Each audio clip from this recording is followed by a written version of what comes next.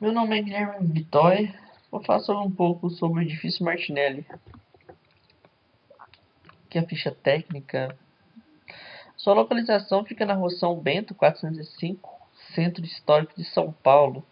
O ano da sua construção é 1924 e o arquiteto responsável é William Vilmos Flinger, que viveu de 1888 a 1968. Aqui os números do edifício Martinelli. Ele contém 106 metros de altura, 30 andares, 2.133 janelas, 12 elevadores, 1.057 degraus, 960 salas, 60 salões, 247 apartamentos. Aqui o grande responsável pela construção, a ideia partiu desse homem, Giuseppe Martinelli. Foi um imigrante. Então, em 1889, esse imigrante italiano desembarcou no porto do Rio de Janeiro e seu objetivo era, como de outras pessoas na América, chegando na América, prosperar. Esse imigrante chamado Giuseppe Martinelli foi excepcionalmente bem sucedido. Em pouco mais de 2 décadas, ele havia construído um respeitável patrimônio. Desejo, além de ele ter uma empresa de navegação em Santos, o grande sonho dele era erguer na cidade de São Paulo o mais alto arranha-céu da América Latina, o edifício Martinelli. Então, em 1924, deu início à construção do prédio projetado para ter 12 andares, num grande terreno, na então área mais nobre da capital.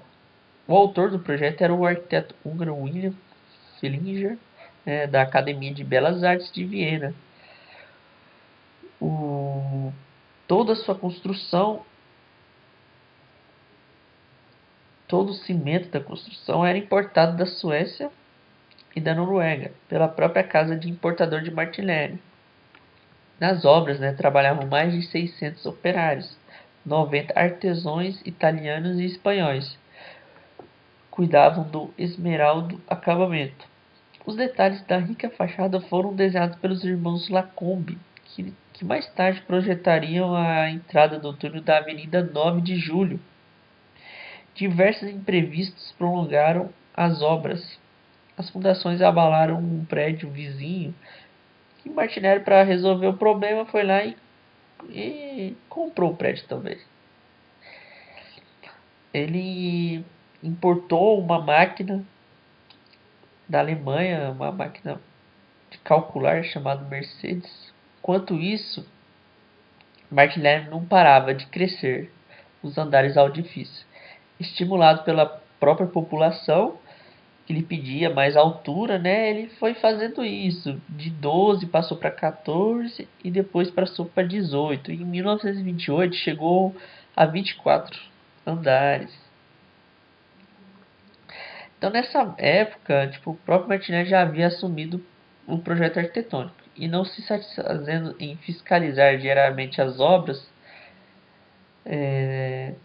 também trabalhava como pedreiro, retomando assim sua profissão que exerceu quando era jovem, e demonstrava um enorme prazer em ensinar aos operários mais jovens o macete da profissão. Então, como ele não fiscalizava, deu problema. Quando o prédio atingiu 24 andares, foi embargado. Por não ter licença e desrespeitar as leis municipais, havia um grande debate na época sobre a conveniência ou não de construir um prédio alto na cidade. A questão foi parar nos tribunais e assumiu contornos políticos, sendo aproveitado pela oposição para fustigar Martinelli e a prefeitura municipal. A questão foi resolvida por uma comissão técnica que garantiu que o prédio era seguro, limitando a altura de 25 andares. Mas o grande objetivo de Martinelli não era os 25, era 30. E ali ele construiu sua nova residência com 5 andares no topo do prédio, tal como Gustave Eiffel fez no topo de sua torre, na França. Cobertura, né? Nos últimos 5 pavimentos de Martinelli, seu dono construiu uma espécie de paz, onde viveu a partir de 1929 com a família. Ele acessava por 2 elevadores, um todo espelhado foi apelidado de Princesa. Das varandas e terraços avistava o pico de Jaraguá e a Serra de Cantareira. A arquitetura, né, o edifício Martinelli é feito de concreto armado e tijolos. Seu estilo arquitetônico é uma mistura dos estilos usados na Europa naquela época.